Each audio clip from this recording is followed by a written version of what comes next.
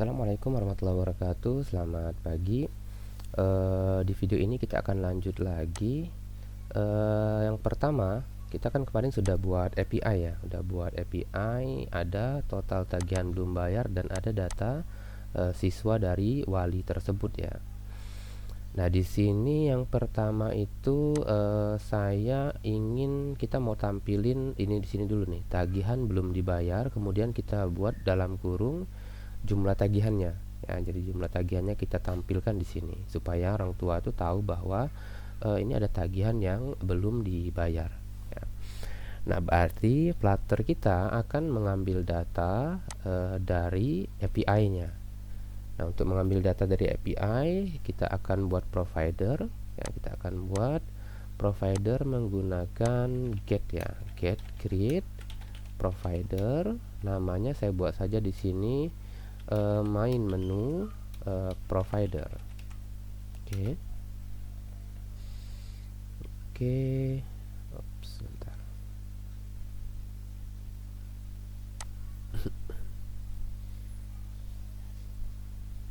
Apa lama sekali dia. Oke, sip. Ini udah selesai nih. Kita buka filenya main menu provider. Oke. Kode di sini kita bisa contek kode dari login provider ya. Ini login provider ini kita langsung await post respond ya. Oke. Kalau di sini kita pakainya itu get, bukan respon. Jadi ini saya copy. Oke. Kita pastekan di sini. Oke, di sini kita buat namanya bukan out, tapi misalnya namanya get data. Ini tidak ada variabelnya, kemudian tidak ada parameternya, karena kita pakainya itu get. Oke. URL-nya, nah kita harus lihat di Postman kemarin, URL-nya itu dia /wali atau wali murid, saya lupa. Kita bisa lihat di sini API wali murid /beranda. Yang ini ya, berarti API wali murid /beranda.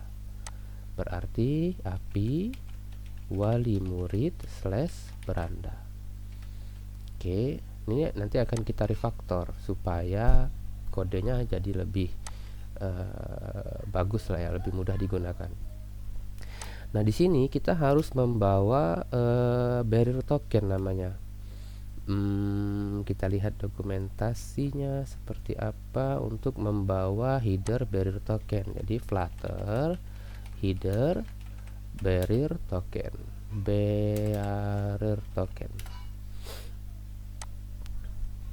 Kan kalau di Postman kan kita ada barrier token nih di headernya nih, bukan di sini ya, di header paling atas ini. Kalau dia berhasil login itu harusnya kita menyertakan yang namanya barrier token. Sebentar saya cek dulu nih. Kemarin di authorization, nah ini dia nih barrier token ini. Jadi di Flutter kita setiap kali kita mau request API kita harus menyertakan juga barrier tokennya ya di sini. Kita lihat di sini kalau di header, nah ini namanya. Dia pakai namanya authorization, isinya adalah barrier kemudian nilai tokennya.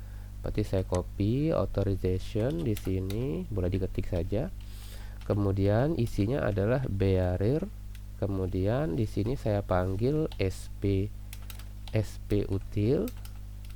Sebentar.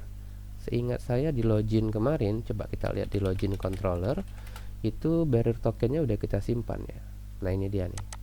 Ya, kita simpan tokennya, berarti perintah untuk kasih koma dulu biar turun. Oke, barrier plus sp util titik get string, namanya adalah token. Oke, simpan. Kita cek kenapa dia error. Interpolation, dia mintanya gunakan interpolation. Kalau interpolation itu berarti kita berada di dalam ini ya, kutip ini ya, tapi saya tidak mau pakai interpolation ya.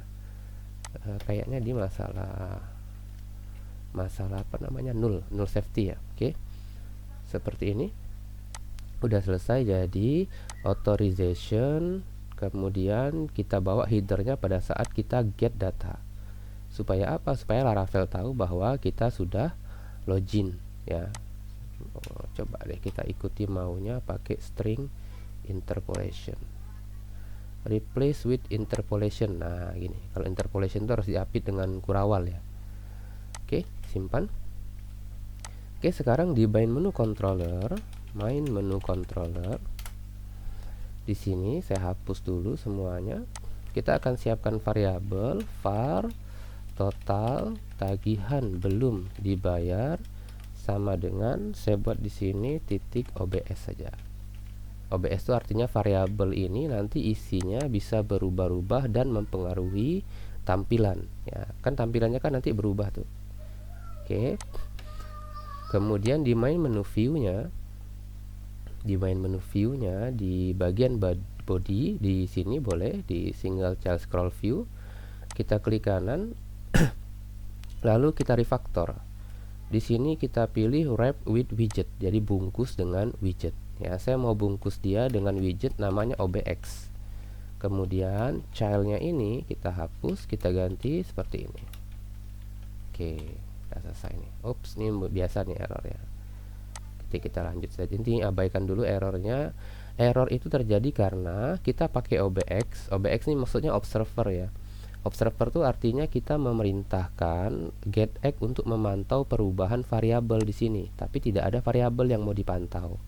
Nah, sekarang variabelnya baru kita taruh di sini tagihan belum bayar. Buka kurung, di sini coba kita pakai string interpolation controller titik tagihan belum dibayar titik value. Oke, sudah selesai. Di sini juga harusnya di tampilan kalau kita reload itu muncul nilainya 0 aja ya. Defaultnya kita buat nilainya tuh 0. Oke. Kalau kita lihat tampilannya seharusnya nilainya 0. Mana dia tadi? Ini dia. Oke, ini. Sebentar. Udah muncul dia nilainya. Harusnya 0. Oke, sudah selesai muncul 0. Nah, kemudian di sini baru kita buat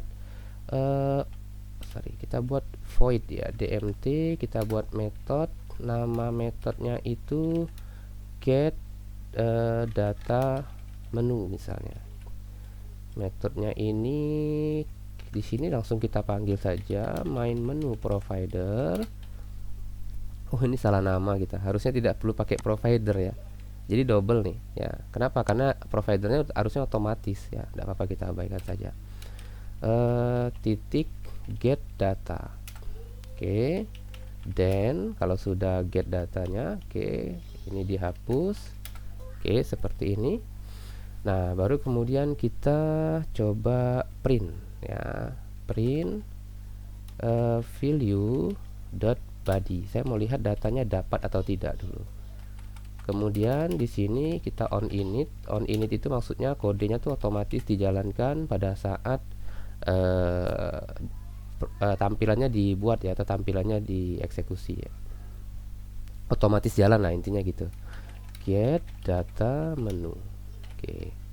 Kita simpan, lihat di debug console, kita coba reload. Oke. Kita lihat di sini harusnya datanya muncul. Nah, ini sudah dapat datanya. Oke, sip. Kemudian di sini baru kita buat gini saja, var respon sama dengan value.body. Kita buat respon body ya biar jelas, respon body. Baru kemudian total tagihan belum dibayar sama dengan respon body titik data. Oh sorry, dia kan dalam bentuk ini ya. Kalau kita lihat kan, saya itu mau ngambil nilai tagihan belum dibayar. Kalau kita lihat struktur API-nya di Wali Branda ini, tagihan belum dibayar, total tagihan belum dibayar ini kan adanya di data. Berarti saya ngambil data dulu. Setelah dapat data, baru saya bisa ngambil total tagihan belum bayar. Oke, berarti di sini var data sama dengan respon body, karena data adanya di body. Kita coba tampilin dulu nih. Oke, kita coba reload untuk melihat hasilnya. Harusnya muncul data saja, tidak ada success true-nya, tidak ada ya. Nah, ini udah bener nih. Jadi kalau kita mau ngambil message, misalnya kan di API kita kan ada message tuh, ada message dan success. Berarti kalau kita mau ambil message adanya di mana? Message adanya di body, karena tidak ada lagi di atasnya kan. Kalau total tagihan di atasnya ada data. Nah, jadi kalau mau ambil message, misalnya message, berarti di sini respon body, baru kemudian kita buat message gini ya. Oke, setelah saya dapat data, baru saya bisa dapat total tagihan belum dibayar. Data. Oke, nama variabelnya biar tidak salah kita copy paste saja dari API, dari sini kita copy, kemudian kita pastekan. Jangan lupa diubah jadi string ya, jadi string, to string. Oke, kita lihat kenapa. Oh, karena dia tidak bisa datanya tuh dalam bentuk rx string case hand type sih. Coba saya quick fix. Oh, bentar. Oh, ini salah, sorry. Ini harus ada titik value, karena variabel ini kan kita pakai OBS. Kalau variabelnya pakai OBS, untuk mengisi nilainya harus menggunakan titik value ya. Jadi tidak bisa, biasa kan kalau kita assign nilai kan gini ya. Kalau kita mau memberikan nilai ke variabel cukup pakai sama dengan. Nah, kalau ini harus ada titik value-nya. Oke, kalau sudah simpan, kita lihat harusnya ketika saya reload 0 ini berubah menjadi 3 atau 4 ya. Oke. Masih 0 dia. Oh nih, 8 lagi munculnya. Oke, ini udah bener nih. Oke. Jadi sekarang sudah muncul data dari API-nya ya. Jadi 8 ini kan dari API ya. Nah, nanti berikutnya mungkin kita akan buat tampilannya lebih bagus lagi. Kemudian data siswanya juga akan kita tampilkan juga nanti di video berikutnya.